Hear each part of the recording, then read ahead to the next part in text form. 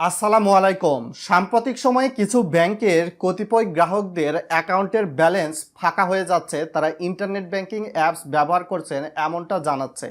তো বাংলাদেশ ব্যাংক আর্থিক বিষয়ে 5টি নির্দেশনা প্রকাশ করে দিয়েছে, যেগুলো আপনাকে অবশ্যই মানতে হবে।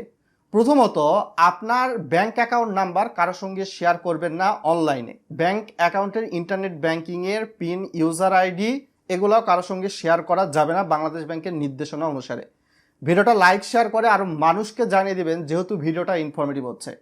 দ্বিতীয়ত, বর্তমান সময় দেখবেন আইএমএফ, জাইকা, ওয়ার্ল্ড ব্যাংক থেকে ঋণ দিচ্ছে এই নামে আপনার সামনে কোনো বিজ্ঞাপন আসতে পারে, আপনাকে লোনের জন্য আবেদন করতে বলা হতে পারে, বা আপনার ফোনে অ্যাপস ইনস্টল করতে বলা হতে পারে, বা আপনাকে ফর্ম পূরণ করতে বলা হচ্ছে। অনেকে কিন্তু এখন সামাজিক যোগাযোগ মাধ্যমে লোন নেওয়ার জন্য এই ফর্মগুলো পূরণ করতেছে। তো সাধারণভাবে জাইকা, জাপানের আইএমএফ, ওয়ার্ল্ড ব্যাংক ব্যক্তি পর্যায়ে আপনাকে আমাকে কিন্তু লোন দিবে না। ওয়ার্ল্ড ব্যাংক, আইএমএফ, জাইকা যত ইন্টারন্যাশনাল ব্যাংকগুলো রয়েছে তারা সব সময় কোনো দেশের সরকারকে লোন দেয়। তো আপনি এমন কোনো ফাঁদে পা দিবেন না, জাইকার নাম করে, ওয়ার্ল্ড ব্যাংকের নাম করে, আইএমএফের নাম করে আপনাকে লোন দিতে চেয়েছে, তার সঙ্গে আপনি টাকা পয়সা লেনদেন করছেন বা করবেন এমন ভাবছেন, এগুলো কোনোটাই করা যাবে না। এটা আপনাকে অবশ্যই মানতে হবে।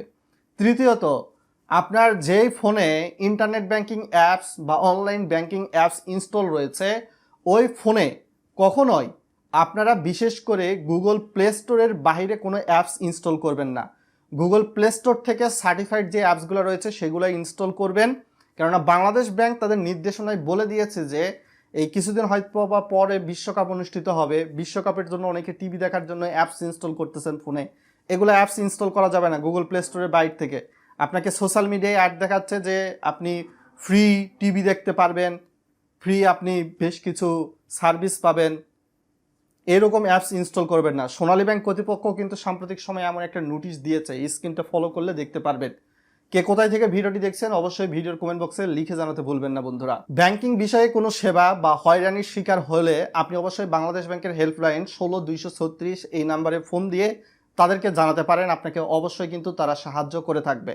আর কেউ আপনার ব্যাংক অ্যাকাউন্ট আপডেট করতে হবে, অ্যাকাউন্ট বন্ধ করে দেওয়া হবে, আপনাকে যদি বলে ব্যাংক অ্যাকাউন্ট আপনার বন্ধ করে দিবে, মোবাইল ব্যাংকিং অ্যাকাউন্ট বন্ধ করে দিবে, তথ্য না দিলে তাদের কল কেটে দিন, তাদের সঙ্গে কোনো কথা বলার দরকার নেই।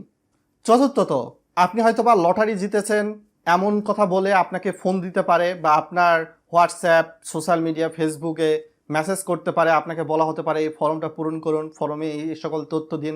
আপনি সেই সকল ফাঁদে পা দিবেন না। কোনো ধরনের লটারি কর্তৃপক্ষ কিন্তু আপনাকে ওই হোয়াটসঅ্যাপে, মেসেঞ্জারে ফোন দিবে না। আপনাকে সরাসরি দিলে ফোন কলে ফোন দিবে, আপনার ব্যাংক অ্যাকাউন্ট নাম্বারও সরাসরি জানতে চাইবে না। তারা হয়তো বা আপনি পুরস্কার পাইলে সরাসরি তাদের অফিসে যেতে বলবে, বা তাদের যে প্রতিনিধি রয়েছে আপনার এলাকায় সেখানে যোগাযোগ করতে বলবে। তো লটারি জিতেছেন বা পুরস্কার পেয়েছেন এই কথা বলে কেউ যদি ফর্ম পূরণ করতে বলে, কেউ ব্যাংক সংক্রান্ত ইনফরমেশন দিতে বলে, এগুলো দিবেন না। আর পঞ্চম, আর্থিক বিষয়ে কোনো ধরনের প্রতারণার যদি আপনি স্বর্ণপন্ন হন উপরে 4টা নির্দেশনা মানার পরও, এ বিষয়ে অবশ্যই আপনাকে লিখিত জিডি করতে হবে থানায়। তারপরে সেই জিডির কপিটি আপনার ব্যাংক অ্যাকাউন্ট থেকে যদি টাকা গায়েব হয়ে যায়, সাইবার ক্রাইম, সেখানে আপনার জিডির কপিটা দিতে হবে। আর এই টাকাটা কিন্তু ফেরত পাওয়া এতটা সহজ হবে না, কেননা আপনি আপনার নিজের ইচ্ছায়, আপনি হয়তো বা ওটিপি শেয়ার করতেছেন না, কিন্তু আপনার ফোনে অ্যাপস ইনস্টল করতেছেন, আপনার ব্যাংক সংক্রান্ত তথ্য দিচ্ছেন, কারেন্ট নাম্বার, সিভিভি কোড, এগুলো শেয়ার করা যাবে না। সাইবার সচেতন থাকুন। এখন কিন্তু প্রতারকদের প্রতারণা করার সিস্টেমও পরিবর্তন হয়ে গিয়েছে।